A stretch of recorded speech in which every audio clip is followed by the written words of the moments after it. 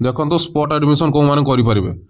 पिला माने कहीं व्यस्त हुंतुनि जो मानकर भी सिलेक्शन आसीनी से व्यस्त हो पड़ुंट जे आमर एडमिशन हम कि आपण मैंने केबे भी व्यस्त हुंतुनि जमार व्यस्त हुंतुनि स्पोर्ट्स सिलेक्शन रे आमर सबुठ लास्ट सिलेक्शन जोटा हुए स्पोर्ट्स सिलेक्शन रे आपण ना लिखई पारे तो कौ मैंने लिखई पारे कौ मैंने लिखई पारे नहीं चलते ये वीडियो आम डिस्कस करवा जे स्पोर्ट्स सिलेक्शनटा एडमिशनटा केमती हुए आ कौ मैंने करें स्पॉट एडमिशनटा है एमती प्रोसेस जोटा कि जो कॉलेज रे फर्स्ट सेकेंड थर्ड सिलेक्शन हो सारा पर जदि से कॉलेज रे वैकेंसी सीट बढ़ीगला जो धरतु 5टा बढ़ला कि 10टा बढ़ला से सीट को लेकिन आपंकर स्पॉट सिलेक्शन हुए तो a process to fill vacant seat in degree colleges after the initial round of admission तो इनिशियल राउंड माने आपंकर आग सिलेक्शन रे एडमिशन हो सारा पर जितकी भी वैकेंट सीट रही भी खाली सीट रहीगुड़ा को लेकिन आपंकर स्पॉट सिलेक्शन होता है तो यहाँ कौ मैंने अप्लाई करें कौ मैंने एडमिशन करें चलतु पूरा प्रोसेस टी जाना आ जो मानकर भी सिलेक्शन रे आसीनी मु गोटे कथा कहीदे जो मानकर सिलेक्शन रे आसीनी एडमिशन करि ना से एडमिशन करेंगे आ जो मैंने भी पेमेंट करी आगु सिलेक्शन रे आसीला कि पेमेंट करी एडमिशन करना से करेंगे आपंकर मन पसंदर कॉलेज करेंगे खाली सीट टी फांका होता दरकार से कॉलेज रे आपण स्पॉट एडमिशन रजिस्ट्रेशन करेंगे आपण साम्स ऑफिशियल वेबसाइट को जाइए आप रजिस्ट्रेशन करेंगे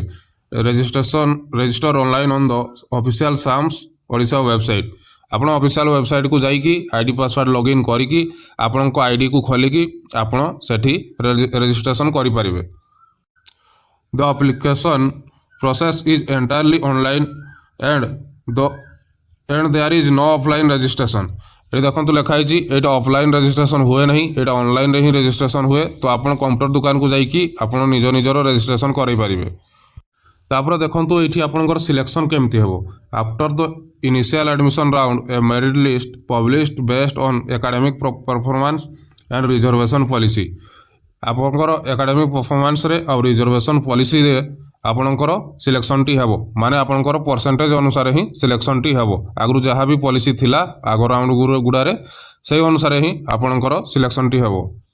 तो यहाँ कौ मैंने करें जो मैंने candidates who applied but they are not allotted a seat in earlier round are considered माने आपण अप्लाई करते अप्लाई करी आपण कौन भी राउंड रे सिलेक्शन होना एडमिशन नहीं ना से पिला माने ये करेंगे यही सिलेक्शन टी मध्य आपंकर मेरिट बेस्ड हे देखो मेरिट बेस्ड लिखाई माने आपंकर परसेंटेज वाइज ही यही सिलेक्शन टी भी हे तो देखो जो कॉलेज रे जदि भी धरतु 5टा सीट फांका अच्छी ताले से कॉलेज रे 10 जन पिला सिलेक्टेड करा से भितर आप जो पिला माने ऊपर श्रेणी रे रहिबे ऊपर क्लास रे रहिबे माने सबडू टॉप रे जो माने रहिबे सेमानकर एडमिशन निया जिवो तापर से 5टा भितर जदि कहीं भी एडमिशन नेले नाही ताहले से तळ पिला को गोटा को आनिकी एडमिशन करा जिवो तापर देखो आपण सिलेक्शन हो सारा पर एडमिशन केमती करेंगे once a candidate is selected in the spot admission round they need to report to the allotted college within the specific time frame आपन को गोटे टाइम दिया जाइथिबो जे एतकी रु एतकी तारीख भितर आपण आसीबे डॉक्यूमेंट नहीं कि आसीबे आ एडमिशन करेंगे आपण सही टाइम भितर ही जाइकी एडमिशन टी करेंगे नहले सेटा आपनकर कैंसिल हो जिवो आ एठी मध्ये लिखाई need to carry the necessary documents and verification for verification complete the admission formalities माने आपण जहाँ भी डॉक्यूमेंट दरकार सबू को लेकिन जाइए तो देखो आपण अप्लाई तो ऑनलाइन रे करेंगे रजिस्ट्रेशन ऑनलाइन रे करेंगे किंतु एडमिशन कला बेले आपको कॉलेज को जावाई पड़ो कॉलेज रे जाइकी आपण डॉक्यूमेंट देकी एडमिशन करेंगे तो यहाँ थी आपंकर स्पॉट सिलेक्शन केमती हुए स्पॉट एडमिशन केमती हुए और कौ पिला माने करेंगे से तो आपण मैंने जानिले तो जो मानकर भी एडमिशन हो पारिनी कि पारि ना सिलेक्शन रे आसी नहीं ताले से व्यस्त हुंतुनी से आराम से एडमिशन करेंगे निज मनपसंदर कॉलेज रे एडमिशन करेंगे जदि से कॉलेज रे सीट वैकेंसी थी सीट फांका थी ताले आपण जल्दी जल्दी आपंकर जितकी भी आपंकर परसेंटेज थी से अनुसार आपंकर सिलेक्शन टी हेबो आपण जो कॉलेज रे भी आपंकर आसी कि जो कॉलेज रे भी आप करने चाहूँगी से कॉलेज रे माने